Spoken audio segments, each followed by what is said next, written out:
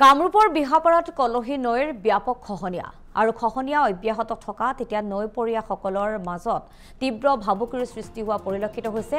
আমি দৃশ্যাংশ দেখুৱাইছো কামৰূপৰ বিহাপাৰাতে কলহী নৈৰ ব্যাপক খহনীয়াৰ ফলত আতংকিত হৈ পৰিছে নৈপৰীয়া।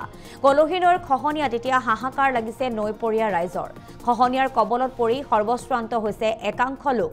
শীঘ্ৰে খহনীয়া প্ৰতিৰোধৰ বাবে দাবী উত্থাপন কৰিছে স্থানীয় লোকসকলে। যেহেতু বাৰিষাৰ বাবে দেখিবলৈ পোৱা গৈছে কলহী নৈৰ গৰা চপৰা খহিছে আৰু যাৰ ফলত এতিয়া আতংকিত হৈ পৰিছে নৈপৰীয়া লোকসকল।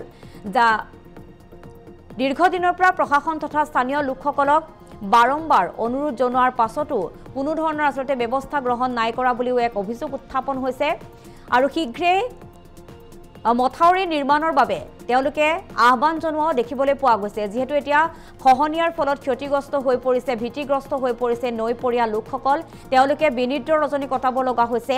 বিহাপাৰাতে কামৰূপৰ বিহাপাৰাত কলহী নদীৰ ব্যাপক খহনীয়াৰ ফলতে নৈপৰীয়ালৈ তীব্ৰ ভাবুকি অহা দেখিবলৈ পোৱা গৈছে, যাৰ ফলত খহনীয়াত হাহাকাৰ কৰিব লগা হয় নৈপৰীয়া লোকসকলে আৰু পূৰ্বৰ খহনীয়াৰ ফলতে সৰ্বশ্ৰান্ত হেৰুৱা লোকসকলে এতিয়া দিক বিদিক হেৰুৱাই পেলাইছে আৰু তেওঁলোকে শীঘ্ৰে খহনীয়া প্ৰতিৰোধৰ বাবে দাবী উত্থাপন কৰাও দেখিবলৈ পোৱা গৈছে।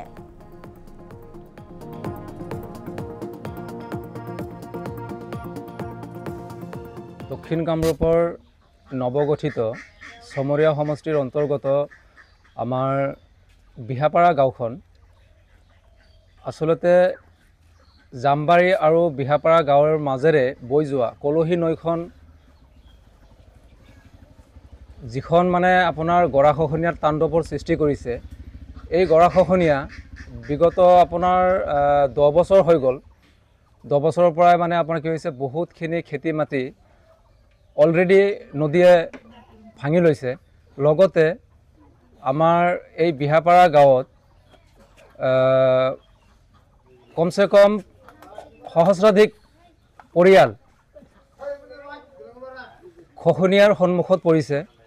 তো আমি বিভাগীয় কৰ্তৃপক্ষ লগতে আমাৰ সন্মানীয় ছয়গাঁও সমষ্টিৰ বিধায়ক ৰেকিবউদ্দিন আহমেদৰ জৰিয়তে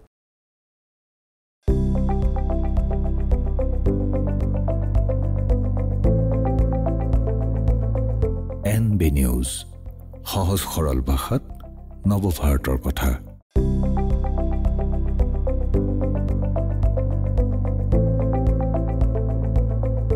NB নিউজ সহজ সৰল ভাষাত নৱভাৰতৰ কথা।